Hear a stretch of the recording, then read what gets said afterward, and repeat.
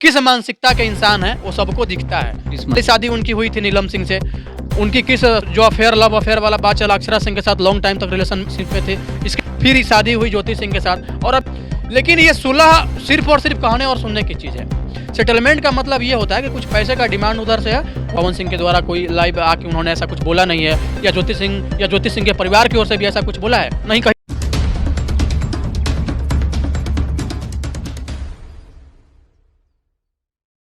आइए तो आज आपको एक ऐसे पत्रकार से मिलाते हैं जो काफ़ी जानकार हैं और काफ़ी इंटेलिजेंट पत्रकार हैं, और इसके बाद ये राजनीतिक विशेषज्ञ भी हैं। लेकिन इनका चैनल जो है वो राजनीतिक का चैनल है, जिस पर आप इनके बारे में इनके चैनल पर देख सकते हैं। जनतक इनका न्यूज़ है, जनतक जो है इनके चैनल का नाम है। और इनसे हम लोग जानेंगे थोड़ा सा जो पवन सिंह और ज्योति सिंह में विवाद चल रहा है, उसी पर हम लोग थोड़ा सा चर्चा करेंगे कि आखिर ये विवाद क्यों हो रहा है और फिर क्यों सुलह का मामला जो है सुलह तक पहुंच चुका है। सबसे पहले आपका हमारे चैनल रोर न्यूज़ पर स्वागत है। आपका भी स्वागत है। सबसे पहले तो आपने जो मुझे बताया कि राजनीतिक विशेषज्ञ हैं, राजनीतिक विशेषज्ञ हम नहीं हैं। एक ओपन विचारधारा रखते हैं और जो सही है उसको सही बोलते हैं और जो गलत है वो गलत बोलते हैं।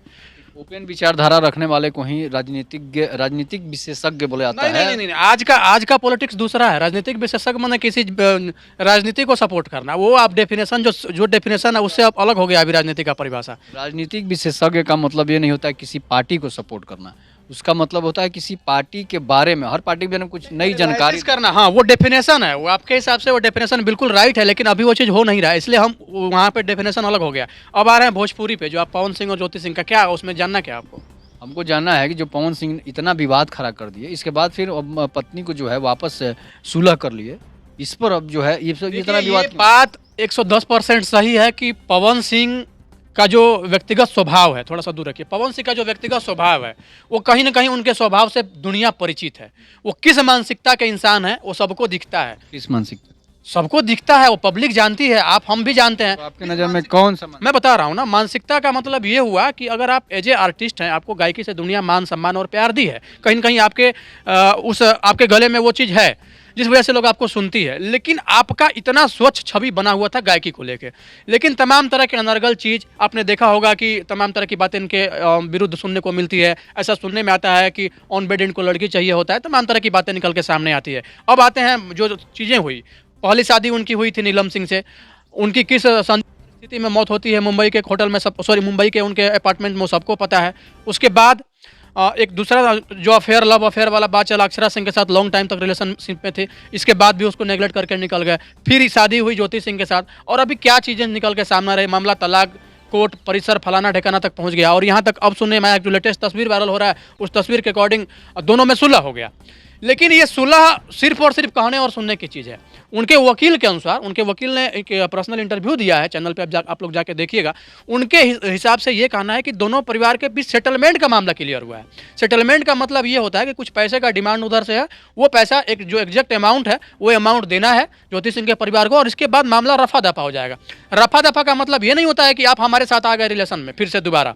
रफा दफा का मतलब आप अपने घर जाइए और आप अपने घर में हैं, मतलब कि वही प्रक्रम है। लेकिन यहाँ पे इन सब चीज़ों को लेके, हालांकि हमारे पास भी ये खबर आई थी तो मुझे लगा कि सुलह, हालांकि अगर सुलह होता तो कहीं ना कहीं ये सबके लिए सही है, लेकिन मुझे अभी ऐसा कोई मामला, कोई ऐसा ठोस सबूत नहीं दिख रहा है जिस वजह से हम कह सकते हैं कि दोनों में सुलह हो रहा है। मीडिया में तो यही चल रहा है कि उन दोनों में सुलह हो गया है। देखिए, जब तक पवन सिंह के पर्सनल किसी अकाउंट से वैसा न्यूज़ सुनने को नहीं मिले, या फिर पवन सिंह के द्वारा कोई लाइव आके उन्होंने ऐसा कुछ बोला नहीं है, या ज्योति सिंह के परिवार की ओर से भी ऐसा कुछ बोला है नहीं, कहीं से कोई ऐसा मैसेज नहीं सुनने को आया, तो सिर्फ और सिर्फ हम उस तस्वीर को देख के, वो बहुत पुराना तस्वीर है।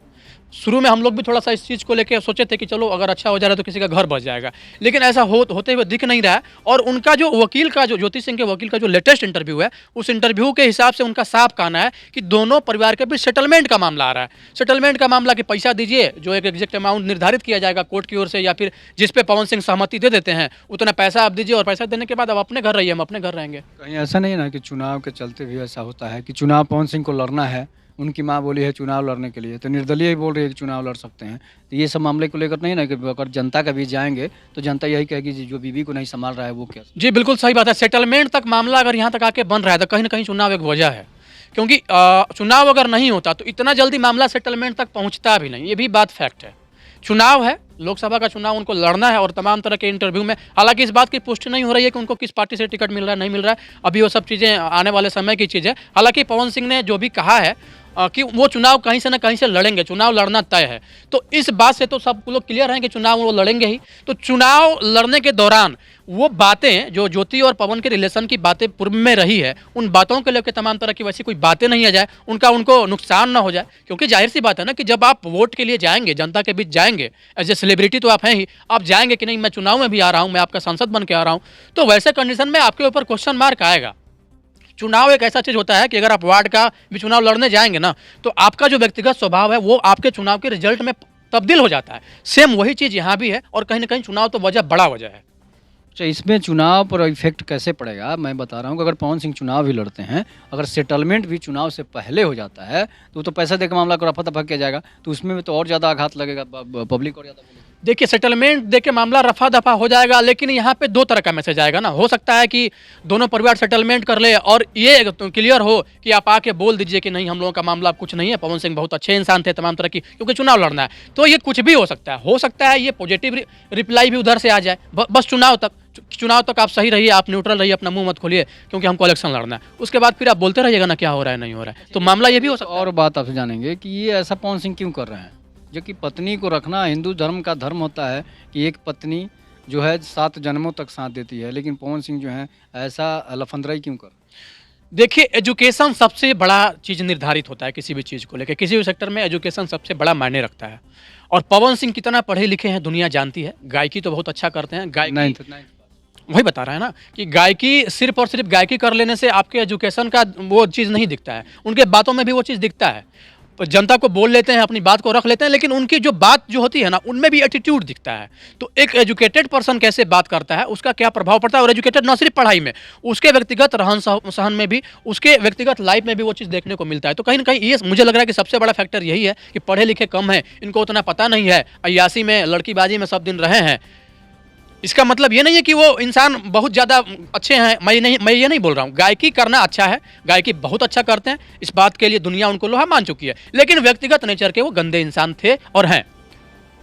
गंदे इंसान तो नहीं है, लेकिन अगर आपके कहने के अनुसार हैं तो वो तो अब जनता बताएगी। नहीं, लेकिन बिल्कुल एक जनता- और बात है कि पवन सिंह जो हैं ज्योति सिंह को अगर छोड़ते हैं तो फिर किससे शादी करेंगे? अक्षरा सिंह को रखेंगे, अनुपमा यादव लिस्ट में है, फिर इसके बाद और भी बहुत सारे लोग लिस्ट में हैं, कौन लिस्ट? अच्छा, इस इंसान के लिए शादी कोई मायने रखता है क्या, आप बताइए ना।